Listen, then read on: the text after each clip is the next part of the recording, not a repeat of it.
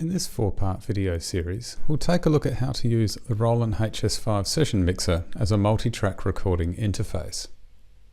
It's not well known that the Roland HS5 can actually be used as a powerful input-output device for recording multi-track audio via a digital audio workstation.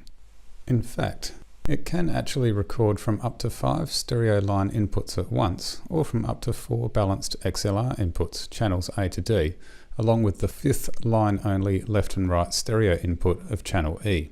If you're not sure of the difference between the line inputs and XLR inputs, please check out the Music EdNet library article at the link on screen.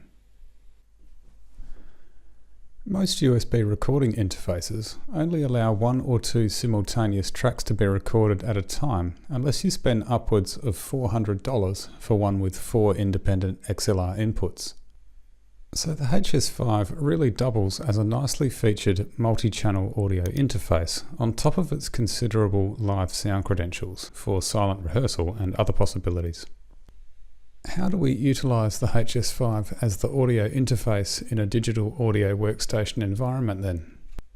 First of all, you need to install the HS5 software driver on your PC or Mac computer so it will recognize the HS5 as a USB audio device. This can be downloaded from Roland.com via the link on screen, or by following the links to updates and drivers from the support tab at the top of their website if you start at Roland.com.